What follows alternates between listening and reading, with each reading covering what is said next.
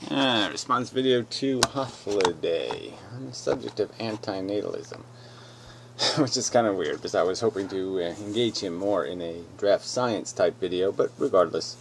So he asked some questions, so I took notes, and I'll try to deal with it by notes instead of playing his video, because it's a long video and he talks kind of slow, and that's just the way it is. So anyway, his first argument was the old Thunderfoot argument, which is, I think, just preposterously ignorant. And just surprises me that he would not realize how silly it is. This idea of procreating philosophy. Where would that come from? This idea that we don't have any evidence that it happens except in closed cultures. So the only cultures where you propagate your philosophy is a closed culture. You're probably politically very different than your parentage, or at least the tradition of your family, maybe.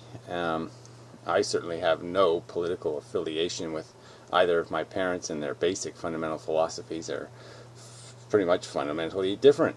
And a lot of the little simple stuff like, whatever, don't fart in somebody's face kind of thing. Yeah, we have similar manners. But yeah, otherwise, no. I mean, I have some habits of my parents. Maybe even some food tastes, I don't know, that kind of stuff. But philosophy, genetic, no. Philosophy is not a genetic function. We're talking about meme evolution, and the historical trend is an openness, an ability to transcend your class or your caste, and there's basically cultural freedom. Our culture can migrate in all kinds of directions now because it has a liberal opportunity to have a discussion, have a conversation, for somebody to persuade other people and all that kind of stuff. So, the idea of this philosophy reaching critical mass will happen through some sort of mechanism like a Gandhi or a Martin Luther King, or some other kind of even a populist movement, marching on Wall Street or some kind of bullshit like that, except directed and rational instead of silly and stupid. But yeah, just mechanisms of persuasion will be the obligation, and that's the way it should be. Your philosophy should be an obligation of persuasion. You should be able to make an argument, not say, my mommy says so. That's not an argument. So yeah, I shouldn't have to defend the idea that I don't need to breed my philosophy into existence. It would be wrong of me to have children intending to turn them into soldiers for anti-natalism. I mean, that would be immoral in itself, let alone the impracticality of doing that. I suppose because the philosophy is rational, it's going to be a lot easier than brainwashing my kids to be a Mohammedite. But obviously, you can see it in the world. People are able to brainwash children. That's not the argument. The argument is that ethical? Is it ethical to brainwash children? And I'd say certainly not. And I certainly don't want victory through mass brainwashing. I would take it, but I don't want it. Yeah, and I don't think it's practical. You're not going to outbreed them. I mean, that's just these people who are actually in a breeding war with other ideologies and races. They think they're going to win the breeding war. Just pitiful. Anyway, so this critical mass argument is sort of an interesting argument, just because you just say, well, what does make a difference, and are the majority of people just sheeple? And I guess I would sort of argue that the majority of people are sheeple. I don't think they're not able to even play the checkers of philosophy, let alone the chess of philosophy, because they don't want to do the work required to understand anything. They're simpletons, thinking angels are floating around, and they'll buy any kind of preposterous nonsense. And it's pitiful that the fact that people aren't embarrassed to be ignorant.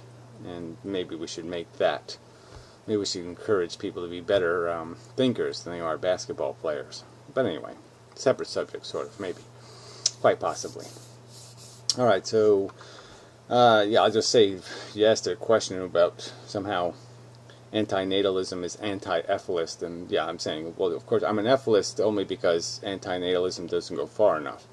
Anti-natalism deals with the question of human existence. It doesn't really deal with the problem epistemic to the existing life forms. And the problem is in the creation of sentience and the creation of a silly and stupid carnage war, a gladiator war that produces nothing, shallow victory and horrendous losses. And yeah, the Colosseum should be torn down, and that's the rational thing to do.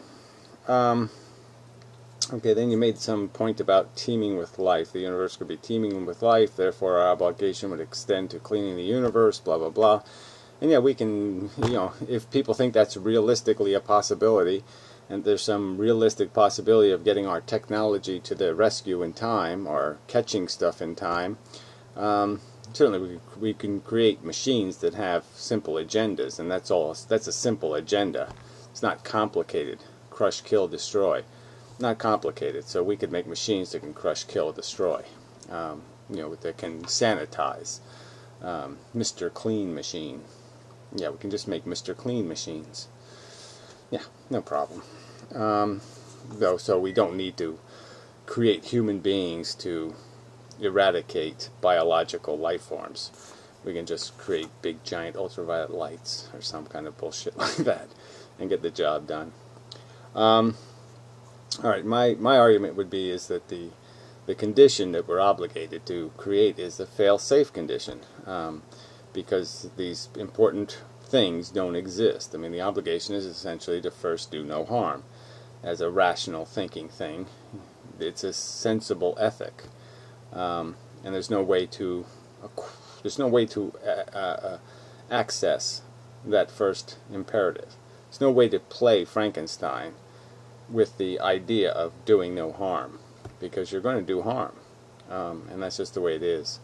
So that's the real obligation, though. It's a fail-safe obligation. Far down tear down the Colosseum. Right, it's just a simple logic here. And the things that are missing are I've kind of pointed them out before, but they're really important constituents to anything you could justify. And it's missing fairness, deserve, and consent. And I guess deserve would be tied to this word advocate.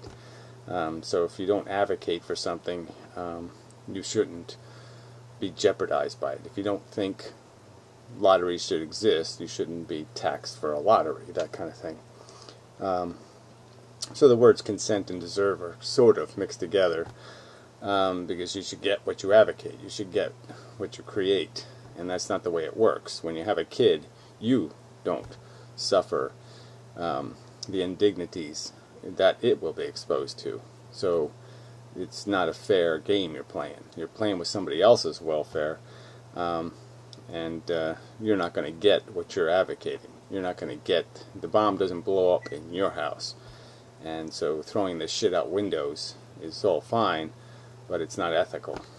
You throw them in your own windows. Throw the fireball, throw the Molotov cocktails at your own house. You can't throw them at somebody else's. All right, then the rest of your conversation was something basically about a fair fight. How to, what advantage you take in war. And I guess I would say this is warlike gravity. So there's no way, you want to look at this as like we're arguing about what color the White House should be painted, or how wide the road should be, or some kind of little subject. No, it's a big giant subject. From people like me, it is Frankenstein monster. It is a huge ethical violation, a huge crime against sentience, a crime against all logical imperatives. You really can't get worse than if there was some country that was cannibalizing other countries, just actually cannibalizing the people, putting in them pens and then eating them. It's that kind of monster. I mean, in my opinion, procreators make Nazis look like nothing. Because procreators have an inexhaustible capacity to torture another generation, an inexhaustible capacity to ignore the truth and just say, I'll take chances, I'll keep drawing straws, I will maliciously, for my own gratification, for my own ego bullshit, put at risk sentient creatures. And they do it in a world where they have proven how much they don't give a shit. They've borrowed trillions of dollars to live a better life for themselves. They've sold, essentially, their children into slavery. I mean, really, could you get worse? I mean, if Nazis did that, if they just sold Jews into slavery, that would be good reason to have a war with them, right? So there's a lot of reasons to say these procreators have no integrity. They care not for any of these children they profess to love. Their possessions, their ego instruments, they're all kinds of things they're taking advantage of, but they have no concern for them as they demonstrate it in the world they've created. They haven't built, they haven't taken stick one, not one bit of weed have they woven into a nest. They've done nothing to make it a better world. They do nothing. They watch football games and baseball games instead of financing cancer research. These people suck at their core so fucking deep. They have no right to be doing biological experiments and then pretending they love their victims. It's a joke. They love nothing but their own ego and their own selfish ambitions. And that's the extent of their give a motherfuck. They're liars, they're takers, thieves of the worst kind, rapers and pillagers. And they're raping and pillaging their children. They're molesters. They're child fucking molesters. And you're going to tell me you have a right to procreate? A right derived from what? Biology? That's like saying that is the silliest of arguments. Tyrannosaurus, then, if Tyrannosaurus got intelligent, and Tyrannosaurus would say, I'm designed, I'm built to eat live prey, to run after it, grab it, and chomp it, and eat it raw. And that's what I'm designed to do, therefore I have an entitlement or right to do it. That would be nonsense. The rational argument would be, no, you have an obligation to recognize what you're doing is expensive, and you have an obligation to do it as efficiently or quietly or peacefully as possible. First, do no harm. And the fact is doing no harm is one of the available choices, and if you choose to do other, then you're a malicious motherfucking cunt bastard rapist. Yeah. Anyway. I've made these points before. Apparently you haven't watched too many videos of mine on the subject. But, there's lots of ways to discourage procreation. And one of the easiest ways is to make people pay the real cost of it. Yeah, you want to lower the number of children? Just make people pay for it. Make them pay to responsibly parent. So they have to pay for all of its own medical care. They have to pay for its education. They have to pay for its upkeep. No more of this, pretending like, well, my kid's born disabled. It's a social problem. It's your problem now. You take care of it. Make them go to the work camp and pay for it. All right, let them pay for their own insidious experimentation, and certainly make them pay for it. At least not forcing people like me who thinks it's insidious experimentation. I have no obligation to pay for people's entertainment, and especially an entertainment like procreation. Let them pay their own freight, and without any public subsidies. All kinds of public obligations, but no subsidies. Soon enough you'll have declining human population. Because realize again, you have to maintain an average of 3 children per couple, to sustain human existence. 2 alone won't do it, and certainly the averages that you'd end up with if just accounting for the number of children who choose not to have children, you're just not going to be able to sustain human existence on those numbers. And so, there's the two lines of, population growth or population decline are the easy ones to hit. The sustain your population number is difficult to hit, and that's an important fact here. So, the fact is that once there's any kind of percentage of the human race that's on board with this philosophy, and we start imposing some restrictions on the 10% of the dumbest, poorest people who are having 90% of the children, you're going to see huge decline in population by choice, not by force. But certainly, if it came to force, so back to the war argument, yeah, I'm perfectly willing, if I have the opportunity, to end like World War II by parachuting, into the emperor's palace and holding a knife to one of his slaves and saying, end the war or else I'm going to, cut your finest bitch's head off, and I can prevent the dropping of 2 nuclear bombs and get the whole thing over with. Yeah, I'm doing it. It's not a fair fight, right? I mean, every war we have is built out of what? Technical advantage, a willingness to have spies go to the other country and steal information, play all kinds of dirty trick games. War sucks. War is hell.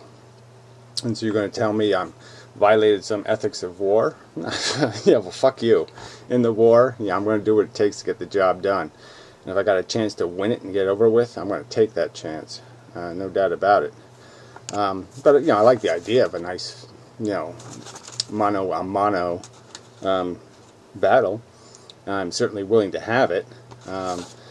But again, I'm not going to sit there and get myself sabotaged by waiting around. You know what I mean? Like, I'm not going to be like James Bond or the villain in the James Bond movie who starts having a conversation with James Bond while James Bond is cutting the ropes and is going. Why? No, I'm going to get it done. All right. So if the door's open, I'm running through it, fucker. I don't care what kind of crack it is. I don't care what kind of sneaky deal it is. Yeah, I got a chance to get through the door. I'm going through it. And I'm doing it with some degree of confidence. Like I say, if you can say, you can show me somebody who's got some sort of really obviously more intellectual arguments, then okay, go ahead and point to that and say, there, you have to respect this authority. Because look how smart that guy is, and he says you're full of shit. But you're not going to find that. And as I sort of pointed out, the arguments I'm getting back are kind of vacuous. Replicating philosophy. I mean, genetic philosophy, silly argument. We have to go clean the rest of the universe. Silly argument. We don't have to do that. We can create machines to do that. And I don't think there's anything to clean out there anyway. No evidence of it. And if it is out there, we probably can't do a damn thing for it, because by the time we get there, they're already going to be dead. So anyway, I don't see those as brilliant arguments. Sorry. They might work on YouTube, but yeah, they don't scare my brain much. And again, if what you're trying to stop is, crimes this egregious, it is war. That's how I look at it. And there's no, like I said, it's you don't sit around saying we have a technical advantage. We won't use our cruise missiles because they don't have cruise missiles. Nobody fights a war that way. Nobody fights a war by saying, we have more guns than them, so we have to put some of our guns down. We have to give them some extra guns so we have a fair fight. War isn't fair fighting. Although, like I said, I wish it was, to tell you the truth. If I could work my way into an arrangement, winner take all, I'd go for it. Yeah, I would. I don't know if I would. Let's say if there was a battle and you say, okay, you can have this battle now between these two players, but then you could never fight about it ever again. So their side would win forever if I didn't win my battle. Yeah, I'd be afraid to do that. I'd be afraid to invest it all on me and say I have to win the battle. Unless the battle was purely intellectual. Because I would be a little intimidated. I mean, the only thing I know is my confidence is high. That I know. So I have a high degree of confidence in what I'm thinking. Because I don't see any challenge in it. Any challenge to it.